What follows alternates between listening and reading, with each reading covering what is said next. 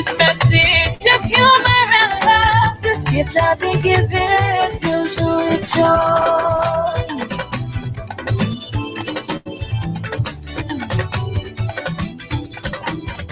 Et ce messager de l'amour, héritier de tant de l'ombre, comblé de bonheur. Ça nous parle. Singer, drummer, arranger, some players together, they all contribute their part.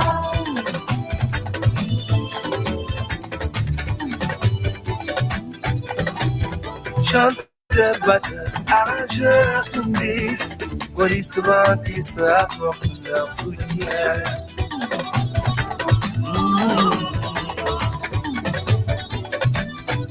The day of independence, national marching bands play all my songs. Without me, there's no peace.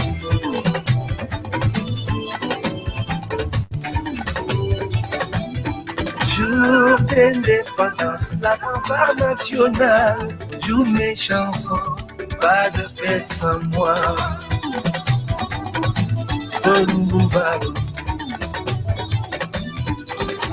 If you're a millionaire, coming out work, the life without music is a life with no life.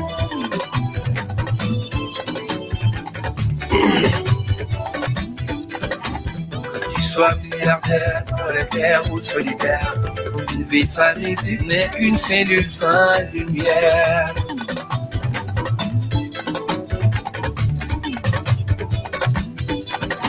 No matter a small talk, slandering words, head at the stars, I am an artist.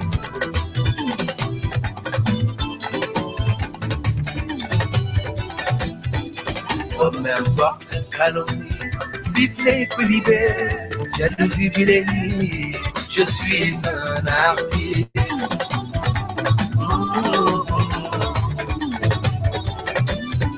True, you're like me, but your fears must be. I could care less, I am an artist.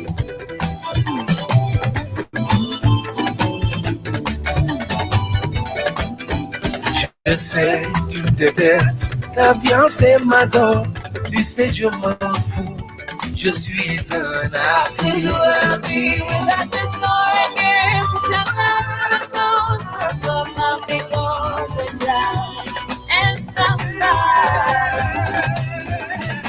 Commence récemment sans disco reggae, bachata, rhythm and blues, folklore, flamenco, le jazz. Ooh, la samba. Je me fais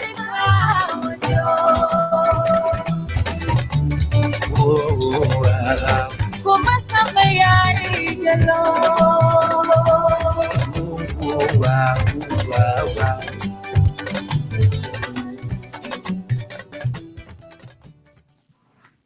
Good afternoon, good afternoon, good afternoon. This is the People's Program that comes to you every Sunday on Fatu Radio. But I'm not going to talk with the Bokar Bank. Money Banka is always catching up with you. Yes, it is. Bokar, you are absolutely right. Well, you know what? I need to get rid of this because people are really making some noise about it now. Bokar, yes, I am. I think I'm getting too old, coach. What do you think? Why? I mean, I like it though, even though everybody's complaining. No, you are old. You know, there is only one youngin here, so be he, and that's me, my brother. You know, so yeah. you gotta appreciate that. We'll see about that. Somebody be talk smart. I can't believe I do look old when I look at myself now. No, you are old. It's not looking old. I'm gonna Musa Jeng mom. Yeah. Wow. You know, guy what sikim what a mustache nanda guy boy lo. Why I'm all daranak. Musa, I don't think ne mom amna bejaw. Have you ever seen Musa with Kawar? No, even when Definitely Banka. Okay, and I don't know why, because man definitely. No, Musa daf leen ñuulal bala moo ñëw si sobi moom waxagum ko bala ko dégg waaye daf leen ñuulal moom I know that.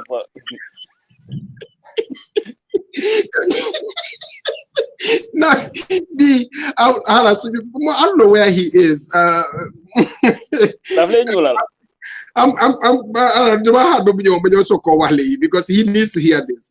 My mother-in-law is making fun of me.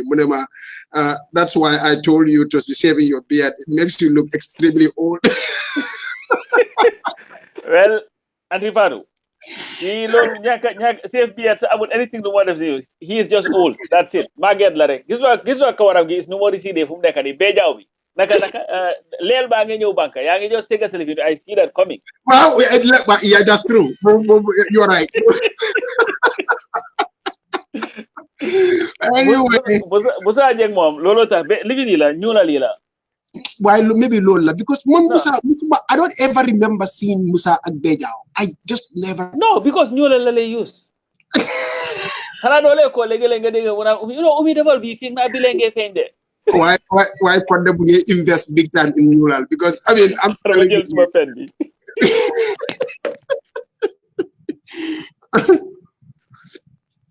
Anyway, you guys, my beard, I will cut it. I promise you. By next program, I'll make sure it's not there anymore. Everybody is making noise about this. I don't know why. I don't like it. I don't know why. You know, Musa ñëw léegi. Wow. Koy kañ mu nekk sa coffee mu ne koy kañ kay waxo dara de. mu ne da day mu ne ñuulal bi la mu ne moo tax ket bi la day gis ak Bejaaw because am nga man tey suma yaram neexut so duma fi nekk sax. Lu yow what's wrong with you? Suma tension bi. Yëfi mag la de. So duma fi nekk sax di jéema adresse kii sax. Yëfi mag la de yëfi mag la banka bul worry. Man I mean man musuma laa gis ak Bejaaw Musa never. So no really I don't know. I don't remember seeing you with. No waaye xam nga man tamit definitely man du ma dee def comme naka lañ ko sikkim yi nii xam nga yow bopp baa ngi ñuul sikkim baa ngi weex how do you explain that? Huh? How do you explain that? Dama la bëgg a laaj may la and ñoom Aïssatou Diallo everybody is telling me you look great so I thank you. That's why I'm looking at. They telling who you looking great. They are telling me waxuñ la de ñu man lay gaay wax. Okay xam nga naxee moom dafa yomba moom definitely so loolu la moom. Anyway am nga Gambia moom jaayaate moom ñoo ko fi dàqa anyway moom kay bul worry yow you look so young Banka yow yaa ngi mel ni ko am 16. man def ko ori ndeysaan dem si Yàlla bi Modou Sagnang ak Yahya Jammeh mu yaay si tool yi Yahya bi di interview Yahya gaa yi dem aga ba ñëw bi si jaxato yi mu ne ko président ko jaatoo doomole président ko jaatoo doomole mu ne moo président dëgg lekk jaxato boy asubara dabo loolu la bare dre every time I think of his reaction. I remember sitting there watching that with him mu ne ma yow Yahya Jammeh moo xamul boppam kii kañ la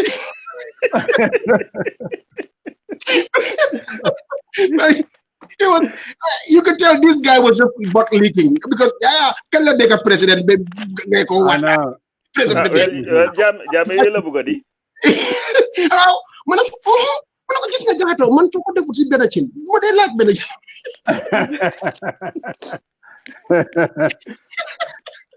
Anyway, but let's get started here, guys. We have a lot to talk about.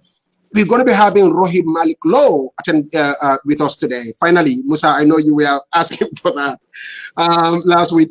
Rohi is going to be here with us. Before that, obviously, as you all know, tomorrow is the anniversary of December 30th, a very unfortunate event in our political history, but also an event that was a watershed moment, if you will. It really did have a serious impact on the psyche of the Gambian people, on the psyche of Yahya Jammeh himself. I think for the first time he realized Gambians were not kidding, and that they were not gonna take this nonsense lying down. It really shook him up, and I don't care how, and I know he came out there with guns, making all kinds of crazy statements and, engaging in this chest beating. But you can tell this guy really, something about what happened made him feel, whoa, whoa, whoa. These people, ready to get rid of me. So, but again, unfortunately, we lost lives. Actually, 4 people died. 3 of them, obviously, the ones that we know, Lamin Sane, Colonel Lamin Sane, Captain Jagajany, and Jajanyas, Alaji Jajanyas. Unfortunately, these brave heroes lost their lives in this momentous occasion. And it turns out there is been a mentally unstable guy in Banjul, Banjul Lasa. They hang out around the state house apparently for the teda. I think they knew ñu fekk ko mu ngi sol military to be military. Literally they just shot him dead. That's what they did. So he died in that incident. Very rarely talked about, but unfortunately he lost his life. Very innocent guy. He didn't even know what was going on. But anyway, guys, this is I would love to talk about there is a movie documentary coming out about me that has been shot for a while now. So I've been very guarded in really putting too much out there because you don't want to create too many spoiler alerts. It comes out and everybody's like, well, I've already heard the whole story anyway. So, I've been trying to restrain myself not to talk about these matter yet. And also, for me, it's a very emotional issue because these are friends that have lost lives. How more but as far as for Kini Jagajany, Jagana and I then Jaga, high school, Damakoham. Lamin Sane, I didn't know him for long, but I felt like I knew him forever. So because I've dealt with him that much. So really, these brave men who lost their lives in this incident, anytime personally I talk about them, I get emotional because they gave it everything that they got, all for country. But anyway, I want you guys to quickly come in before I get into the little story about. I'm gonna kind of give you a compacted version, but it will be stuff that I have never discussed publicly, really, about these the planning, how it all came about, who was involved, how it went down and all that kind of stuff. I cannot talk about what happened on the ground, obviously, because I wasn't there. But I can at least tell you as much as before those events on the ground. Guys, Musa and Coach. Well, Banka, nakalatura. You're right. Why, just to greet our viewers, and then I hope that you all had a very wonderful Christmas, and the Kwanzaa is still going on still going on. Today is Ujama. I'm not saying my whole Nanduma Wahatini. That's all right. Like like you said, Banka, it was really one of the pivotal moments of our struggle, December 30th, and we still mourn the lives of those patriotic Gambians who were lost, who selflessly gave their lives for the betterment of our country. Like you said, I think that really gave Jammeh, a real dose of reality. The diasporans were not only talkers, but were doers. And of course, what happened after that, some of you guys are still paying for it. Somebody like you, with a master's degree, you cannot hold a job in the United States because of your conviction for that. And so we are grateful to you and everybody who participated. And this is why when President Barrow sometimes take in a move it angers me because of the heavy price that has been paid by Gambians to liberate that country.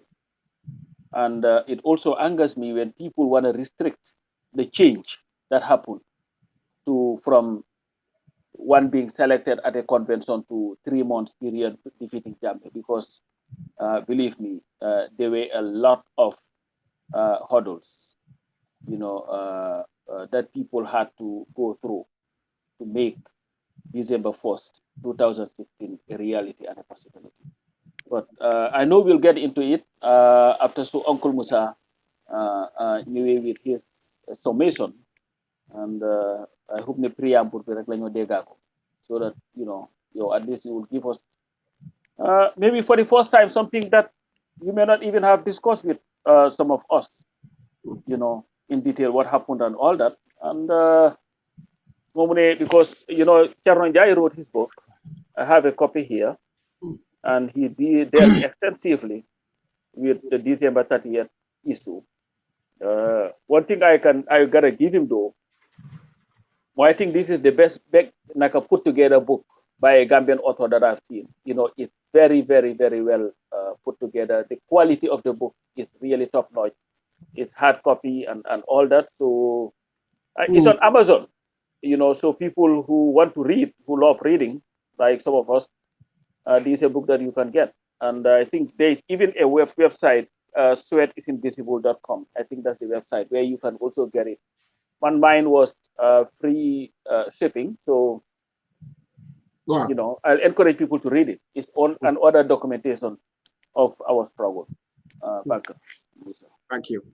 Pop Samba, Banka, and then of course to our listeners, another Sunday that we are going to delve into the issues. Obviously, D30, December 30th being tomorrow, it reminds us, how far we've come, and how sometimes people pay the ultimate price. It brings back memories. And you just mentioned Banka Yahya Jammeh, and it reminds me, I think this was back in 2000, after the 2006 elections, that we were all disappointed. I think that was about 2009, like the one. Exactly. Something to Kentucky. Yeah, I know. Snowy day, snowy period. Yep. It was supposed to be the, how was it coined again? It was a retreat. It was a retreat. We call it SGDP retreat. Yes. It was an SGDP retreat. It's an SGDP retreat. And I'm going to get into, because I heard some comments that were made yesterday on Fatu Network between my friend Ibrahim Adiba and Kek Sane about NAD, and I will definitely get into that, because there are some clarifications that need to be made. Some things that Kek said that were not accurate, and of course something that Ibrahim Adiba himself said that was totally inaccurate as well. But coming back to D30, I remember when we went to Kentucky, that retreat, Banka, in a snowy Kentucky. we couldn't even go out. We were there for 2 days, and there was Yahya Jammeh. Yahya had nothing to do what we were doing. He was not even interested. Yeah. We have somebody just hanging around, and I'm sure in his head he must be saying, "Man, you're wasting time." He wasn't really interested in. But again, that actually, man, I don't know Yahya. Yo, obviously, you knew him, man. I did not. But the first time I actually met him, we ate lunch together. These are innocent young people that paid the price. And I think it is important. You've always told me, and I've seen interviews, and I'm close to you. All three of us are very close together. But there are things about the preparation of D30 that we did not know about. There are things that we knew about, no doubt. But the most important aspect of it, you did not even tell us. So I don't know who in the hell you're going to discuss this thing with. So that says a lot. But again, obviously you're going to tell your side of the story, and I think it's important. And having Rohim Malik Law, I can't wait for this one. I always seriously, even during the time of the mayoral elections, you remember, we reached out to Rohi. All of us, we do have soft spot for her, because for me, Rohi was part of the struggle Rohit contributed immensely. I'm solo la Rohit Anwa. I still remember on Fatu Network. She was the person that will call from Scandinavia and will come down the Benno Bennam Yoyu lane. I mean, obviously a UDP supporter. She would never shy away from that. And the fact she's obviously mayor of our capital city, and nobody would doubt what she has done up to this point. So it is important for her to come on for the people, by the people. I mean, ñu waxtaan ak moom, ñu seet naka la some of the challenges. I mean, yes, she's a friend, but we also want to ask the tough questions so that Rohit ci boppam moom mu mun a wax ak waa Banjul. What is it really going to take? I think that kind of conversation is important. I'm sure our listeners will be looking forward to it. And without a doubt, Banka, this D30 episode 2 to hear your version of how things went down. And then, of course, sending a reminder to this government. The people in the diaspora, we were not just only, like Pastor Samba said, talking the talk. That's why when people question our loyalty, Banka, it gets me very seriously. Because we played the politics. So they gave coalition 2016. I don't care what any people say, anybody. And I know the diaspora, they played a hell of a role, a central role. Absolutely. To make it happen. I mean 2016, because there is a journey that we traveled. And so these are not people that you can question. And then, of course, diaspora and Senbopa, some paid with their lives. I mean, a Banka man is of this world. I mean, we know your sacrifice and what it has cost your family. I know. And when you buy Konunu, we just, I don't think that we should, whether the government or anybody else, to question people's loyalty, who is a Gambian, first, like I like to call it. I think sometimes they see us as second-class citizen, and I have a serious issue with that. But it is what it is, and I'll just hand it over to you, Banka. Well, thank you very much, Musa and Coach. Really, so this is going to be a great program today, since it's going to be one of those occasions where we will be having Rohit Malik Law to come, and I don't think we have ever interviewed Rohit Malik Law. So personally, I'm very excited about that. But now to December 30, you see, December 30 was, for me, it changed my life, really. And it's funny.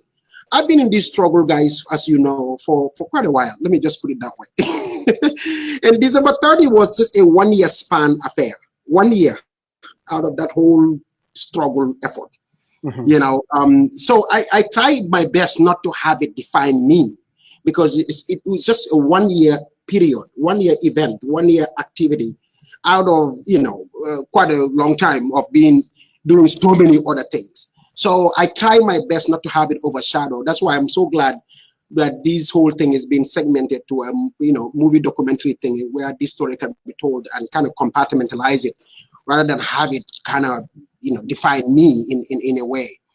But then December 30, let me say it all started in Dakar, technically. I had a good friend of mine, you know him, Musa, and so Coach knows him too, very close friend of mine. His daughter had cancer, and he sent his daughter over here to the US to take her to the hospitals, because Gambia, obviously, as you know. Remember the story. Exactly. Yeah. So finally, just like, with the Yunus Hydra situation now with that little kid, that's what happened with this young girl too. She was only 8. The doctors finally decided, after months of chemotherapy and all these other stuff, because he had a brain tumor, so they couldn't do a surgery, because the tumor had fused with the brain cells, everything. They couldn't do it. It literally would mean killing her. So they decided that she wasn't going to make it. She only had some few, I get emotional when I talk about that, but so I'm going to make it real quick on that. But so they decided that she should go home and spend the rest of her life with the family. And I took her back to Gambia. I didn't go to Gambia. I went to Senegal, as you know, because I couldn't go to Gambia. the family, the mom and the dad came to Senegal to pick up the baby, the girl from me. My wife, my mother-in-law, my mom, we were the ones taking care of her. She stayed with us, and they really did a brilliant job with her. They all tried their best.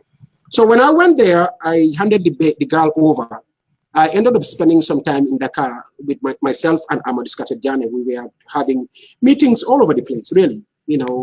The radio folks and, all these different institutions there we met. Even Senegalese Army Colonel, we had a meeting with him. So a lot of meetings. When I was coming back at the airport, I met this couple, Lamin Sane. It turned out to be Lamin Sane and his wife. Now, turns out Lamin Sane has been hearing about me, but he didn't know me. But the wife obviously knew me somehow, because Lamin actually is related to my wife. I mean, that's the other story that many people don't know. They are related. But anyway, make a long story short, the wife turned to Lamin and said, "Lamin, this is Banka money." And Lamin, I could see his eyes just go like boom. He came to me and shook my hand. He said, "Oh, Banka, we were speaking Mandinka, obviously." And he told me how he was, so glad to meet me finally. That he's in fact he told me that one of his plans when coming to US on his trip, that as soon as he arrived, he will try to get my contact to call me because there is something that he wanted to discuss with me. Because when he had meetings with US embassy and officials, my name and that of Yahya Jammeh came up quite a bit in those meetings. So he was definitely dying to talk to me about something that he had in mind. I said, okay, sure. So I didn't think much of it really, but I knew it was maybe struggle related. He told me, because he had already told me he was working there before and that, he had a fallout with Jammeh. So I knew right away, maybe this guy wants to talk to me about the struggle. So, but we didn't discuss anything after that. We exchanged numbers and we all literally got into the same flight and came to the US. When we got here, it was not long really that he called me. So when he called me, he got me. We greeted each other and all that kind of stuff. And he was even telling me about his relationship to my wife and all that stuff. Apparently, they all know each other very, very well. So the conversation then changed. He said to me, I've been following you guys, your struggle. You guys are doing a very good job. He said, but Banka, this man, I used to work there. I was the head of the presidential guard. I know everything, the inside out of that place. I know who is who, what's going on. He said, and I can tell you that your struggle is not really, going to get this job done. And I was like, okay, all right. So he went further. He said, the only way to get it, and he was very explicit about it. He didn't even mince his words. He said the only way to get rid of Yahya Jammeh is to gather a military force and get rid of him. I was like, oh, okay. But how is that going to happen? So he said, well, we have to do that. That's why I want to talk to you, because I know it can be done. I said, but how? As he said, well, I used to even be the trainer of the head of the, I think he was an instructor at the military training school. So he was telling me that there were a lot of these young soldiers who actually went through him. He trained them and all that. And that he also was the head of the presidential guard. So he knew a lot about the inside out. Basically, he had what it would take. To be honest with you, at first, it didn't dawn on me what we were talking about, but the more he talked about the military aspect, the more I got very, very uncomfortable, matter of fact. Because you see, you guys know me. I'm not a military guy. I'm not a gun enthusiast. I'm not, it's not like I look, when I came to America, I lived with Americans in the same household. We had a lot of guns in our house, with bullets everywhere, but not a single time you cannot say that I was the kind of guy in the house that will grab a gun and try to go out shooting and do that. No. It just wasn't not my thing. Guns are just not my thing. And so I was very uncomfortable about the discussion itself as far as doing that. So, to be honest with you, I was anxious. I just wanted to get off the phone at some point. I really did. And when I got on the phone, I was so relieved. I was like, thank God. I'm on the phone. I don't want to discuss this. And I'm telling you, after the Lamin called me on so many occasions, I literally saw his calls. I ignored them. I did. And because I just didn't want to go back to this conversation. I just didn't. But then one day, out of the blues, and this is when Yahya obviously continued doing his madness. He intensified these things by then. This was back in, I would say 2013, maybe late 2013, because I came from Dakar in August, I think. So this may be late 2013, something like that. He finally called me one day, and I was sitting at home, and I just happened to pick up the phone. I just literally did. And he said, man, I've been calling you all this time. You are very hard to get, Banka. You must be busy. I said, well, I mean, I'm running around, work, family. I gave him all these kinds of excuses. And he said, so what do you think about what we discussed? I said, well, I don't know, Lamin. This is something that I'm not too crazy about, because you see, I don't know anything about a military effort. I've never been part of the army. I'm not a gun person. So I was giving him all the excuses. But the more he talked, the more he was making sense. And obviously, even for me at that point, to be honest with you, I think after my initial conversation with him, any Jammeh action subsequent to that made me think, maybe Lamin is right. Maybe Lamin is right. Maybe Lamin is right. Yeah. So on this occasion, I basically said, Lamin, okay, you seem to know what you're doing. Yeah, okay, let's do it. I just let it out. I said, let's do it. He said, so I said, yes, let's go ahead. I think I'm ready to do this. I could feel the relief in his voice. I could tell this guy was finally happy. Why Lamin? Because we had too many people in the struggle. Why he didn't give up on me and then go sort out other people, I don't know. Maybe it hurt me a lot. Maybe because he's related to my wife. I really don't know. At some point I really started to ask myself, why is this guy, why me? Because at that point, I didn't even know whether I could be of any help in this regard, really. So I said, well, okay, I think this is something that we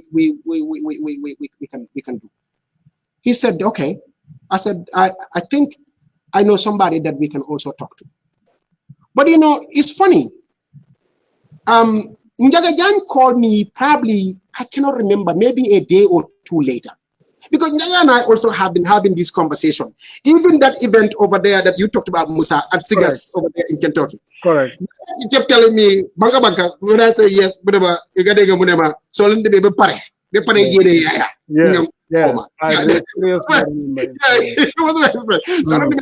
So for him, we are not ready yet. If we are really, really ready, let us know. Yeah. And he called me up. He said, Banka, you see what's going on in the Gambia? Why are we letting this continue? I mean, he was literally complaining and going on off about Yahya. I said, whoa, Jaga, hold on. I said, yes, let's go ahead and do. But let's go ahead and do this. And he paused. He literally paused for a second. And I guess he probably thought I didn't understand where he was getting at, because before I was not willing to get into these issues. He said, I said, well, I think Yahya, let's go ahead and do it. And he was like, so, why not? I mean, we're speaking Wolof. And I said, I have somebody that I'm going to introduce you to, so we can basically take off from there. Correct. He said, you know somebody? I said, yes, I know somebody who I can be very, very, very resourceful, just the right guy for this job. He said, oh yeah? I said, yes. He said, okay, then let's do this. I said, okay, fine. I said, but I'm going to call him and I'm going to tell him about you, and then I get his buy-in so that he understands that I'm also talking to somebody. Because you have to understand, I want to make sure Lamin is on board with that program before I really introduction. So I called Lamin. I said, Lamin, I already talked to the guy that I told you I had in mind. He is fully ready and we can do this. So Lamin, okay, then I guess we need to meet. I said, yes. I said, so what we need to do then is we need to all go and meet in one place and sit down, hash this whole thing out, talk about all the issues, and then we go from there. How about that? He said, yeah, sure. I said, okay. I called Njaga. I said, Njaga, so here's the deal. I already spoke to my guy. He's fully on board. So let's go ahead and do this. I said, but I want us to all meet in one place, all of us, and sit down and discuss this. He said, yeah, sure. Man, so because Atlanta, Atlanta, you meet for he said that in Wallo. Yeah. We can go to Atlanta. I said, yeah, okay, great. Let's do it in Atlanta. He said, in fact, I have a guy also here that I've been talking to about this kind of stuff. I want to bring him. I said, great. If you trust him, then bring him. That turned out to be Alhaji Barrow.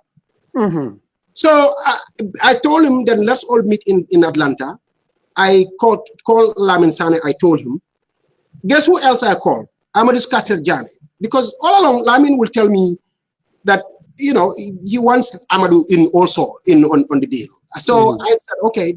So I called Amadou. And it's possible, sir. Amadou at some point and Lamin spoke because I gave Lamin Amadou's number. I said, here's Amadou's number. Call him. This was before I actually agreed to do this. Mm-hmm. I hadn't even decided on that. That was the time I gave him Amadou's number. Brian wasn't there. Yeah. Yeah. So they might have even spoken before all this.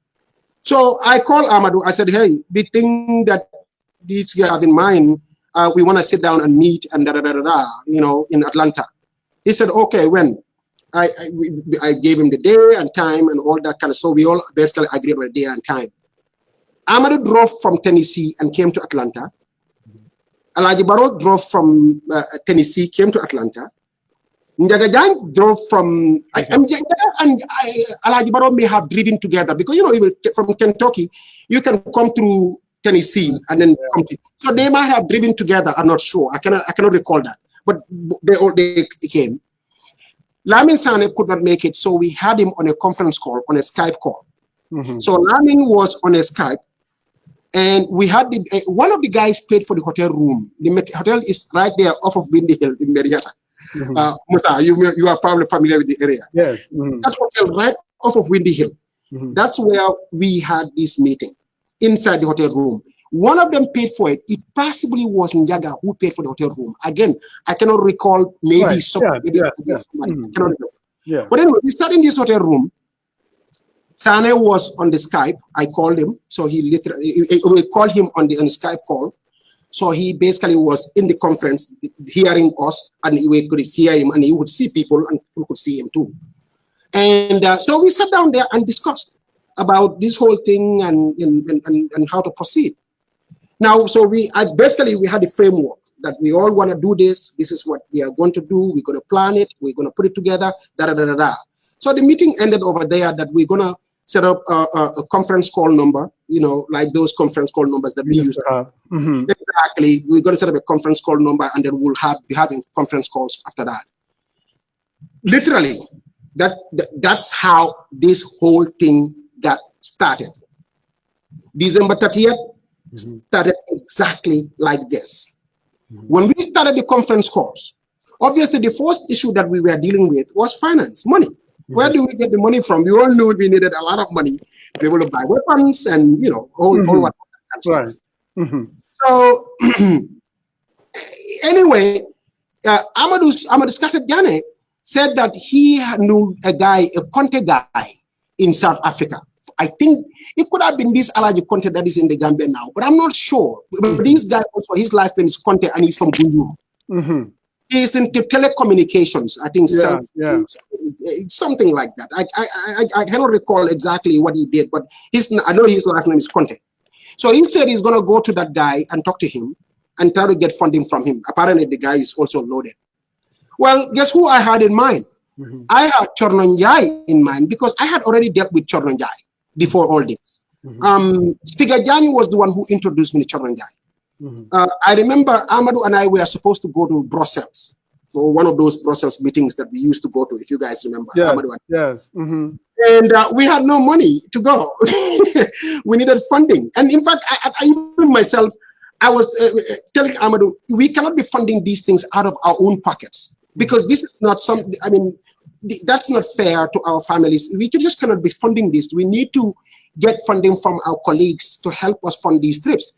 I said, and oh, by the way, if we do that, then we can get their buy-in. Everybody will feel a part of the process. That whatever we are going for in Brussels, people will not just see it as a Amadou Jane Bankamane thing. They will see it as we could literally speak on behalf of the struggle, because the struggle funded these trips. That was the whole logic. So it wasn't even like we were dead broke and we couldn't afford it on our own technically. No, it wasn't. I don't want to sound like that. But anyway, I called around. I called Alcali Conte in Raleigh. And I spoke to him. He said he was gonna talk to GDAG, and they would discuss it among themselves how much they could come up with, something to that effect. And I called Stigajani, and I may have called both of you too, and to get your financial commitments, because I knew I could always rely on you. I seriously remember. Yeah. Yes, I called Stigajani too, because these are my allies. Right. These are I called Siga, and Siga said, well, I think I know somebody who can help. I said, oh, really? He said, yeah. I said, okay, why don't you hook me up? Come on, girl. You know how we are with you. Yeah. And she said, okay, sure. Let me talk to him first, and then I will get back to you whether it's possible. I said, okay, sure. So Siga apparently talked to Choranya, because afterwards Siga called me and said, hey, here's a number for the guy. Call him. He's willing to donate. I said, okay, great. So I called Chordo, and we had a conversation, and he asked me what we are going for. I told him we are going there to meet. I explained the nature of the trip to him, and he said, oh, okay. So he wired $2,000 to me, to my account, for our trip. And when I was in Brussels, I would text him and give him updates as to what was going on, that kind of thing. Yeah. But anyway, that's how I knew Chorno. After that, we had a radio program in Senegal. It was arranged basically when I went to that trip, when I took that kid. Part of our meetings in Senegal, we also went to this radio station around the Kaolack area. Kaolack, yeah. Yes, and we had in fact, we did an interview there, and Amadou used to laugh at me about the interview, because during the course of the interview, I was trying to sound like a Senegalese. I was telling them, Gambia, comprende, comprende, comprende. Never comprende. So everybody used to laugh at me, but that was the radio station that we spoke to.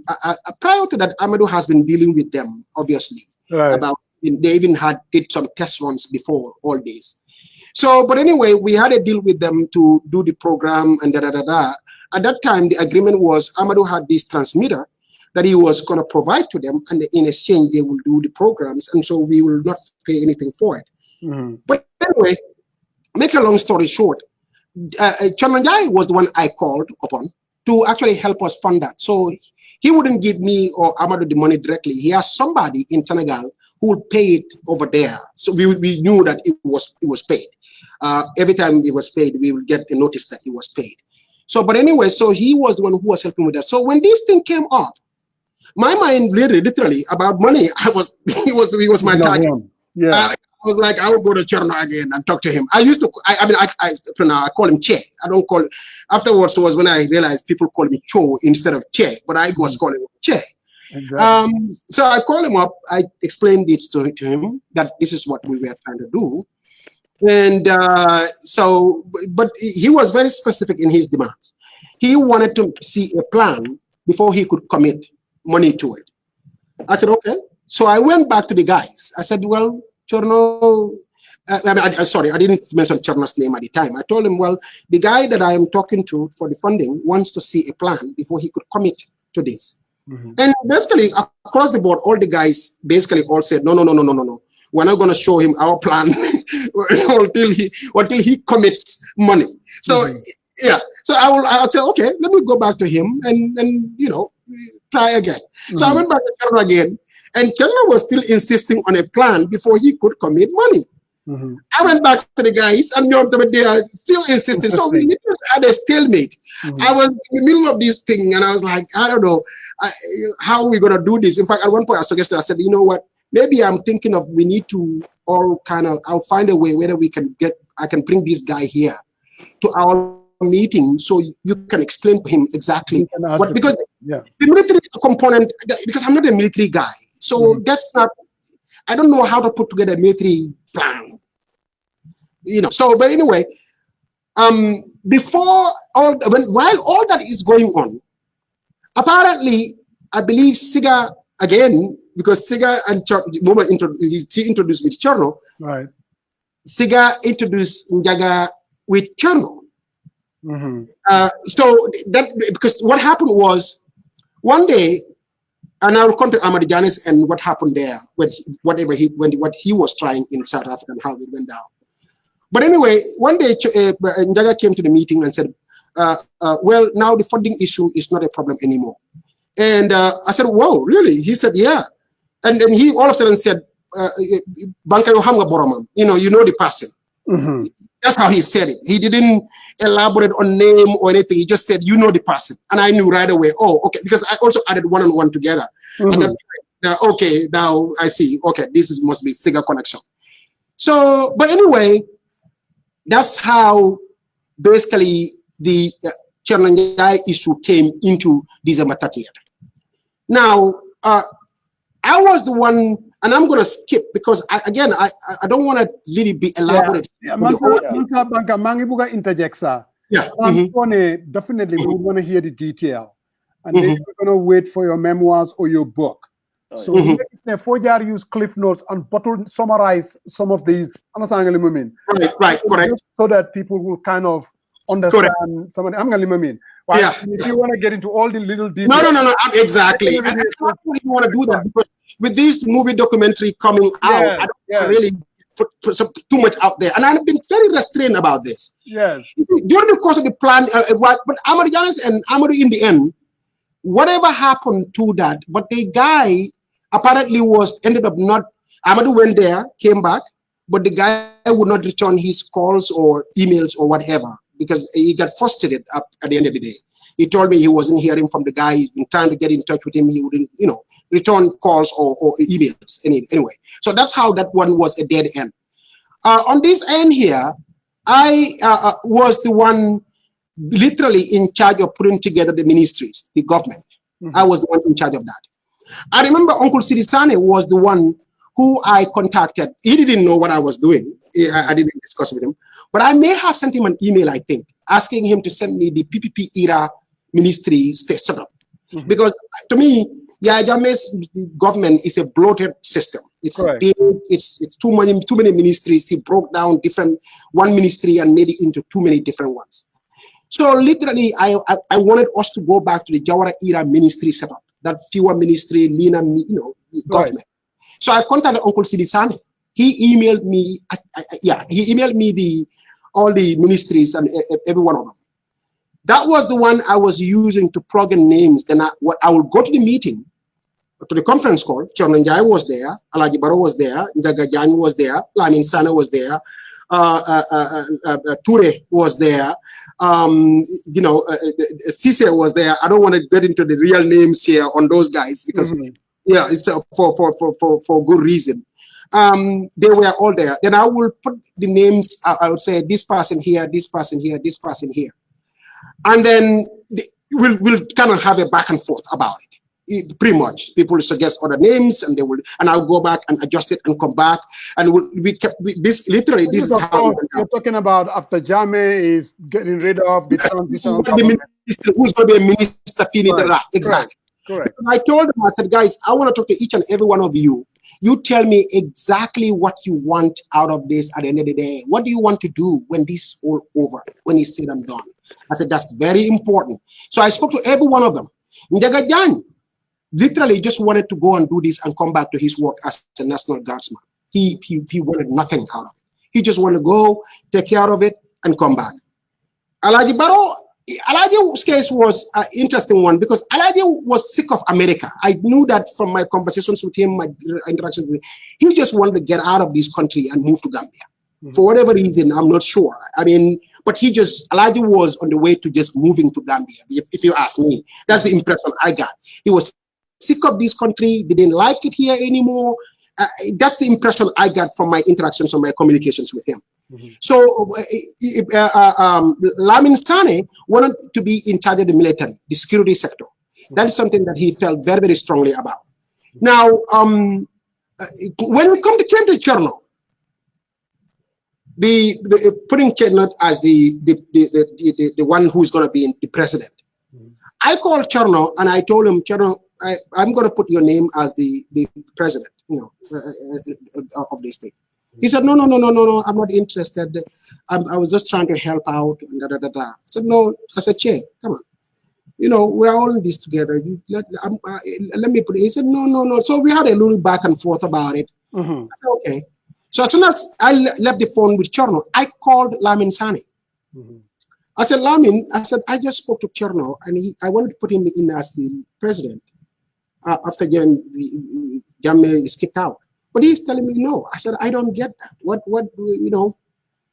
I know Cherno wants to do this. I don't know why he's telling me no. What's going on? Lamin Sane flat out right away told me, oh, no, he's going to take it. He's going to do it. He's going to do it. Let me talk to him. He's going to do it. I said, yeah, absolutely. I said, so please do me a favor. Call him and talk to him, and then you get back to me. So apparently, whatever happened behind the scenes over there, I don't know. But eventually, Lamin Sane called me back. I can't remember when the timeline, whether it was 3 or 2 or 3 later. I'm not even sure whether the same day. I cannot remember all that. Recall that. He called me back. He said, yes, I spoke to he said, yeah, Cherno will take it. Yes, he has accepted it. I said, okay, very good. I turned around and called Cherno. I said, Che, I just spoke to Lamin Sane. I'm glad you have decided to accept this. I said, because you are really the man for this job. We need you in this. We said, yeah, well, yeah, so I said, sure. So that's exactly how that happened. Cherno Njai knows a great deal about that because I was communicating with him directly. It wasn't like third party this. We were communicating about that. What else? So basically, when it comes to guns, a lot of the December 38 guns were in my possession for safekeeping. I was the one in charge of those guns, a majority of them, let me put it that way. The guns that Alhaji Boy bought, he brought them to me, all of them. I was the one who had the guns that I bought, Alhaji Boy, but the guns that he bought, I can go on and on. A lot, and I'm talking about the cache of a lot of guns. Alhaji Barrow came to Atlanta. I went with him to a storage place not far from me. And we took a storage place in my name. And after that, the guns were brought, because the first time we bought guns, I believe myself and Alhaji went to, there was a gun show here in Atlanta, in Marietta. I went with him there. We bought few guns over there at that occasion. I think maybe about 4, maybe, I can't remember, maybe 4 or 6. I cannot remember.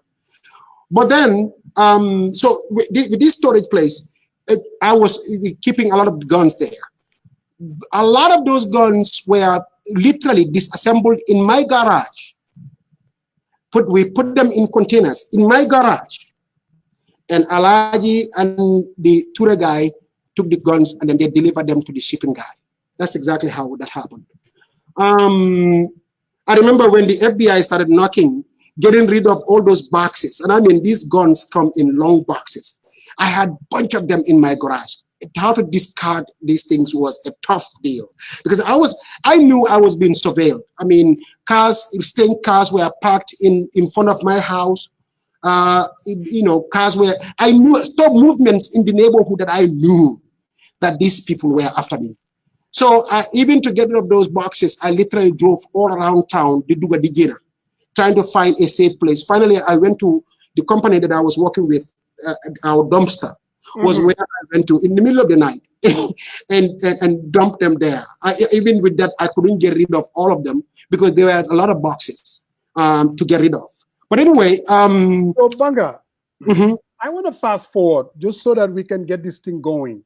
And just ask maybe a couple of questions, Pasamba, before you, because Pasamba is the one who kind of read Cherno's book, I think. I mean, I'm still waiting for my copy. But if you remember the day of the December 30th, coincidentally, you were at my house. And obviously, you did not know what was going down. Now, for someone who played such a central role, so I remember that same night talking to Keba Jallo, who was flying out of Atlanta to Senegal. And Keba Jallo called me, and I didn't am lu xew. Why swing gaila? When I was asking you, who in the hell? They have all this different, because Keba Jallo is telling me this. You were telling me, well, maybe I know the people that are doing this. Now, why is that? You didn't know that day that this thing was going down? Here you have someone who played a leading role, but somehow, were you being marginalized? You have all the information. What happened? Well, I mean, for that one, really, I don't fault anybody for that, because really it's a military operation. So if people are in a military operation situation, maybe they might not be willing, or maybe it could have just happened out of the blues that they realized, and which I came to find out later, that in fact, that I think conditions, this plan kept changing even when they were on the ground, apparently. And then they all of a sudden, decided, you know what, this is a good opportunity moment. Let's seize this one and then do it. So that's because I was in touch with what's his name again, Sane, and I was in touch with Njaga. I remember there was an occasion when when Sane's wife was very worried about him. She called me, and I was the one who I called Njaga. Sane, I didn't get him. I called Njaga, and I got him. I told him, hey, why don't you tell Sane to call his wife right now, please, and assure her, because she's very, very worried about him. But anyway, make a long story short, for that one, I knew they were obviously there. I knew something was going to eventually happen. I just didn't know when exactly it was going to happen. So yes, obviously I didn't know that day was the day, but the circumstance around which they made a decision to do it on that day too, I don't know, to be honest. That's why I said most of the things that happened on the ground, I don't know. You see, when I read the Atlantic magazine story, that's where I learned a great deal of stuff, actually, myself, believe it or not, as to what happened. I didn't know some of these things. I honestly did not. So indeed, some of the challenges they were facing on the ground and issues. But anyway, because that report right there is a very, very well-researched report. That guy interviewed so many people. I'm sure he interviewed Coach Pasamajau too, because he interviewed literally every who and who of the struggle. And he traveled all over the United States, all over Europe, all over Africa, including Gambia. He even went all the way to Gambia to interview people. So I see that his story as a very, very credible story, very true picture of what actually transpired with December 30th. And so that's where I learned as far as what some of the challenges these people were facing on the ground. But no, I didn't know on that day. When it started going down, I kind of had a feeling. You remember, you and I had a conversation, and I was even raising some of the concerns that I was having as far as the things that happened along the way. I said, this is our, the way this is sounding, this is our guys. But with the way things have been going lately, most likely I'm not going to play the kind of role that I believe I was going to play when it's all said and done. So, but anyway, I hope that answers your question. Yeah, I think your Pasamba. Yeah, no, Wangi, Banka, you mentioned about Cherno and how you brought him in. In fact, in his book, page 122, he's talking about when this guy visited him, Jaga Jain, in Austin, November. Talk about this, and then this was this was the group in charge of funding that Banka had earlier told me about without mentioning any names. And then I think he responded when Banka first told me about it, that if a budget and a detailed plan for both a viable coup attempt and a transition to democratic governance were provided to me, I would seriously consider singly funding the operation. So Njaga's visit pretty much provided him with that. I think he was very impressed with everything that was detailed out. And this is all in the book anyway, and I encourage people to read it. Is that the projected cost was only $220,000. much less than those presented before me. Because if you